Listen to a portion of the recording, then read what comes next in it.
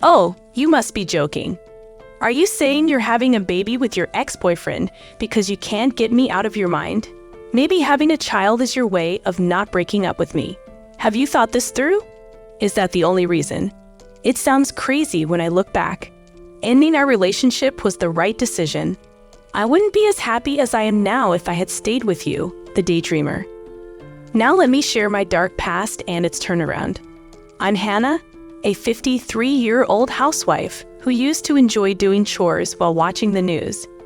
When I was 38, I was living quietly with my husband, Maxwell. But things started to change. Maxwell became apathetic, dismissing my statements and claiming to be too busy.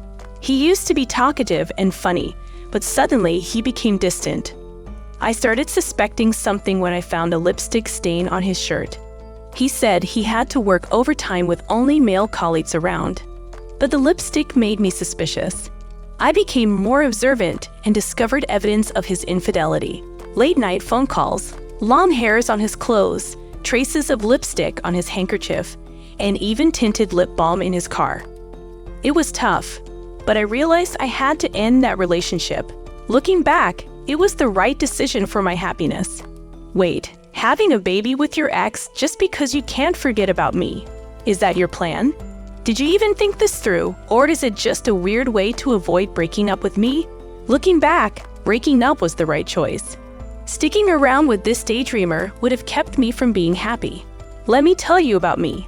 I'm Hannah, a 53-year-old who likes doing chores while watching the morning news. When I was 38, I lived with my husband, Maxwell. Everything seemed fine until a weird feeling started creeping into our home. Maxwell started ignoring me and acting busy, totally different from the guy who used to make me laugh. I couldn't figure out what I did wrong. One day, I found a lipstick stain on a shirt Maxwell said he washed. He came home late that day, saying he had to work extra. I didn't expect someone at his all-male job to have lipstick. I thought it could be another woman, but proving it from one lipstick stain was hard. To get more proof, I started watching Maxwell closely. It turns out, he was making secret calls to a woman and had long hairs on his clothes. Even his handkerchief had traces of wiped-off lipstick. The final blow was finding tinted lip balm in his car. But I truly believed that this revelation would be the most conclusive proof yet. It happened on our 10th wedding anniversary, a day that was supposed to be filled with celebration and joy. Instead, it turned into a nightmare when I discovered that my husband, Maxwell, had been kidnapped by an unknown woman. The anguish of facing such a situation, coupled with the plain loneliness that came with not wanting to be alone, reignited a sense of affection for Maxwell. I couldn't help but ponder whether making amends was truly so difficult. Was there no way to entice him to return to me, even if just for a moment? Could anything be revived once it had cooled? The unexpected pregnancy at this time felt like a blessing from God. I couldn't shake the thought that having a child might be the key to transforming our relationship. After all, we hadn't had any children, and the boredom in our marriage could have been a motivating factor for Maxwell's adultery. With this potential for transformation in mind, I gathered the courage to share the news of my pregnancy with Maxwell. However, his response shattered any illusions I had about a possible reconciliation. "Please give me a break. That's just inconvenient. Let's separate," he said. I couldn't believe what I was hearing. I had foolishly assumed that the revelation of a child on the way would bring him back to me. It was a harsh wake-up call. Life doesn't always unfold like a scripted TV show or a movie. Despite my belief in the love that brought us together and the vows we exchanged, Maxwell's infidelity had created irreparable cracks in our relationship. How could he say such a thing about his child? Even a child would benefit from not having a parent like him. He was aware of this, and it cut deep. My heart skipped a beat when I saw the smirk on his face. I had been deceiving myself, pretending not to know about his infidelity and hoping for a return to normalcy after the birth. Now, it felt as if I had been thrown off a cliff. The strain between us, especially if the affair became public, seemed impossible, and the reality of our shattered relationship became painfully clear. I thought this would be the most solid proof. It happened on our 10th wedding anniversary, a significant day. But instead of celebration, it turned into a nightmare. My husband, Maxwell, got kidnapped by some unknown woman. The pain of not wanting to be alone and the renewed feelings for Maxwell made me wonder if making amends was possible. Could I entice him to come back to me just once? Can anything be revived after it has cooled down? I believed that being pregnant at this time was a blessing from God. We hadn't any children, and I thought maybe the boredom in our relationship led Maxwell to cheat. So this pregnancy felt like it had the power to change things. With that hope, I told my husband about the baby on the way. But his response hit me hard. "Give me a break, that's just inconvenient. Let's separate," he said. I couldn't believe it. I was foolish to think he'd come back. It's rare for someone unfaithful to return. Life doesn't always follow the storylines of TV shows or movies, but back then, I truly believed in our love and marriage. His words cut deep. It's your child. Even a child would be better off without a parent like me. It was a harsh wake-up call. Life doesn't always unfold like a scripted TV show or a movie. Despite my belief in the love that brought us together and the vows we exchanged, Maxwell's infidelity had created irreparable cracks in our relationship. How could he say such a thing about his child? Even a child would benefit from not having a parent like him. He was aware of this, and it cut deep. My heart skipped a beat when I saw the smirk on his face. I had been deceiving myself, pretending not to know about his infidelity and hoping for a return to normalcy after the birth. Now, I feel like I've been thrown off a cliff. I reasoned that if the affair became public, the strain between us would make him leave. The reality is harsher than I imagined. But that was also a mistake. You never said anything, even though I did my best to avoid getting caught. I'm sick and tired of waiting. I expected you to say something like, "You can't be serious. Let's divorce. Please don't make it any more difficult for me." I thought you were joking. I wouldn't bother lying about something so sensitive. Now I have a lovely 24-year-old girlfriend. I don't need a 38-year-old who might gain weight because of pregnancy, my spouse added. If your figure goes pea-shaped, you're out, he said, laughing by himself. I couldn't find anything to laugh about. Please accept this, he said. I'll pay alimony or whatever you want as long as you sign this. He handed over divorce papers. After that, I agreed for 3 days and nights and decided to sign the divorce papers when he stopped coming home. Since then, 5 years have passed. I was afraid of growing older and being single, but fortunately, I remarried my old buddy Troy, who had also gone through a divorce. We've been living simply with our children. Troy's wife cheated on him too, so he understands the pain of a contentious divorce. Living with him has been comfortable because we share the same sorrow. Troy does thoughtful things for me, reserving a posh restaurant for our anniversary and getting me relatively pricey gifts for my birthday. He cherishes me, and I wish these days would never end. With that in mind, we celebrated our wedding anniversary for the second time this year. We had planned to have a good time at our favorite high-end restaurant. But, oh my goodness, is Hannah. My ex-husband was the one who frowned when he saw me. "What exactly are you doing here?" he exclaimed. What a calamity! As I came out of the restroom, I unexpectedly ran into my ex-husband. It was just a business dinner, not like your bored expression. I guess I'm quite busy. My ex-husband stepped over, his stare fixed on my shoulder. You met the kid you were pregnant with from me, huh? That's revolting. He stretched out and grabbed the child's hand, staring him down as he whispered the unspeakable. You must be deceiving someone if you're the parent of a child with the individual you ended your relationship with. Is it because you can't stop thinking about me? Do you think you can't break up with me if you have a child? Have you given it any thought? Is that all there is to it? The ex was beaming from ear to ear, seemingly having a great time spinning the child around. As the child wailed, his face distorted into a scowl, and he began to cry. Please, Papa, a stranger has kidnapped me. I'm your Papa, so hold on tight. Your mother is around. You're as clueless as she is, my ex stated. A man over 6 feet tall stepped behind him and grabbed my ex's arm tightly. "You should know that child is mine." I couldn't help but laugh at my ex's astonished expression. Is he his new husband? I didn't answer my ex's query.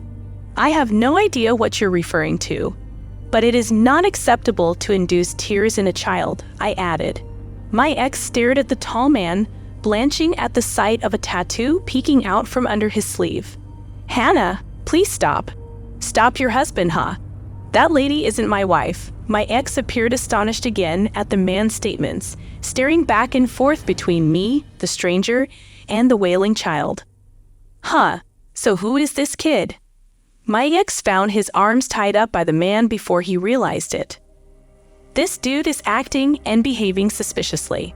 Please contact a member of the staff. A man is causing harm to my child." The tall man caused a ruckus by shouting in the restaurant. What a way to commemorate a wonderful occasion, I thought, smirking. It had turned out to be a good day, albeit by chance. "Over here, wait staff." I witnessed this man aggressively grabbing a child's arm. I informed the staff. My ex's mouth opened wide at my words. "What's the matter, Hannah?" "I'm not sure what you're talking about," I told my panicked ex. "I'm not his wife, and the child is neither mine nor yours. However, he was just behind you. You were standing at the tiny entrance of the restrooms, and because of you, the child couldn't enter. He was only following his father to the restroom when you got in his way. You certainly like making fun of others. But maybe you should be more conscious of your surroundings and avoid leaping to conclusions." "What? Stop talking.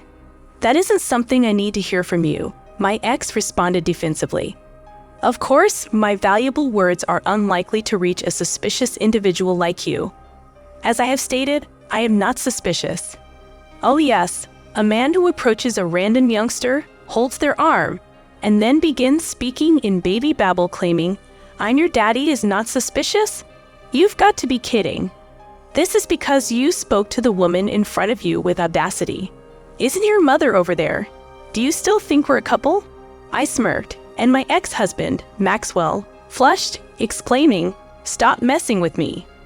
However, as Maxwell became more vocal, the man holding him tightened his grip. "Ouch, hello sir, allow me to leave. I'm not guilty," Maxwell pleaded. "What makes you think you're innocent? You did without a doubt make our sweet boy weep." "That's a miscommunication," the man replied. Before Maxwell could finish, I interrupted him, saying, "The fact is you misunderstood and touched someone else's child, right?" Maxwell glared at me and said, "You, a strange person, have stared at me. It's scary." I intentionally repeated this in a sweet tone, seeming to irritate Maxwell. He began to try to break free from the man's clutches. "You're so delusory that you still believe we're a pair." "Oh, you couldn't possibly have forgotten about me." I purposely reiterated Maxwell's earlier claim. Maxwell, as planned, became agitated, and the man, recognizing the threat, tossed him to the ground and straddled his back. "Did you truly believe you could get away from me?" While the man may be attempting to frighten him, the tattoo gives him true scariness. Maxwell must have believed this was the end for me. "Hey, Hannah, tell them it was a misunderstanding," Maxwell pleaded. As I've already stated, pulling on a stranger's child's hand is not a misunderstanding at all. When I heard Maxwell's childlike pleading in a half-crying voice, I burst out laughing. "Claim he's your child? We haven't even acknowledged him or given child support?" Maxwell, did we ever discuss recognition or child support after our divorce? Even if you had, I would not have acknowledged him. You were aware of this, which is why you never contacted me, correct? Don't be absurd. Why would I do anything like this when I'm parenting a child on my own? I'd pursue you until you paid. But why then the pregnancy test? You see, it was a false positive. They told me I wasn't pregnant when I went to the OBGYN, and that cemented my resolve to file for divorce, I explained. Yes, during the 3 days when we started talking about divorce, Maxwell didn't come home. I spent these days sobbing, but I realized I couldn't suddenly divorce without fully comprehending the circumstances, especially when there was a child involved. So I started with the OBGYN. Even if we divorced, I wanted to understand alimony, child support, and future living expenses. I needed to calm through everything in my head. I considered surviving the hardship if it would help my child. However, there were no indicators of pregnancy at the OBGYN. Instead, the doctors discovered a tumor in my ovaries. When I had the tumor removed, I happened to share a hospital room with my current husband's mother. I knew both of my husband's parents because we were childhood friends. We reconnected and grew closer. When he came to see his mother in the hospital, I used to think of my pregnancy at this time as a gift from God meant to ensure that things with my husband would work out. However, it ultimately revealed that leaving my husband was the correct choice, serving as a hidden blessing. It also enabled me to find someone who cared about me, which led to the early detection of an illness. Despite having one of my ovaries removed last year, I gave birth to a child with my current spouse. Despite what may appear to be a lot of difficulties, everything turned out to be a succession of blessings for me in the end. After knowing everything, my ex-husband paled and whispered, "No way, she dumped me." I couldn't help but laugh when he realized he had been ditched. A young girl would not want to be with an elderly man like him. A police officer appeared at that same moment. Someone from the restaurant had called him. The cops issued a severe warning to my ex-husband. Once the mistake was resolved, he avoided further difficulty by sincerely apologizing to the child's family. Perhaps the police severely chastising him was a crushing blow. He even came over to apologize. My ex-husband has no idea where I reside today, so he paid a visit to my parents' house and apologized to my mother. I chose the worst exit possible. I was mistaken, he said, admitting that growing older, being dumped by his partner, and no longer being wanted by anyone had crushed his spirit. He appears to be feeling lonely because he has no one to comfort him. But even though he has apologized, I couldn't care less. I kept ignoring my ex-husband. I honestly would have forgotten about him if we hadn't met there. We ran into each other that day. My present spouse noticed I hadn't returned to our table in a while and went to the restroom to check on me. But he realized that this might be Hannah's only chance to retaliate against her ex-husband. As a result, he chose to observe the scenario from the shadows. Of course, I would have intervened if anything went wrong. But the man detaining him was simply too strong. Oh, that one! He appears to be a rugby player, and he was the captain of an American football squad. That explains his strength. At least I would have had no chance. I was terrified since I assumed he was a tough person. I couldn't help but chuckle along with him when I heard this. I admit that I was weak when we divorced. Despite everything, all I did at the time was divorce him at his request and collect alimony from him and his partner. Because life does not always run as smoothly as it does in fairy tales, a large alimony payment was not attainable, and I didn't have the power to resist. But I was finally able to hold my ground and speak my thoughts to my ex-husband, which I believe allowed me to become truly strong. I can finally face my husband and child without feeling guilty. This year, my marriage anniversary coincided with the start of my new chapter. And now that my husband has become a freelance architect, his income has more than doubled, allowing me to leave my part-time job and enjoy my life as a stay-at-home mom. When I ask my rather rebellious daughter to do something, she grumbles but silently helps out when I don't. Only my husband and I are aware of her kind behavior. Even though I had a late pregnancy and only have one kid, our family, along with our 2 dogs, makes for a vibrant household. Despite never having children with my ex-husband, I was able to get pregnant with only 1 ovary and give birth to my current spouse at a young age. I can't help but believe this is fate in some way. I've wanted to marry the particular destined one since I was a child. Remarriage brought this dream to fruition in an unexpected way. Just some daydreams that I have from time to time. And so I'm here, savoring the everyday delight that is anything but ordinary. I hope you guys enjoy our video. To watch more interesting stories, hit that subscribe button. Thank you.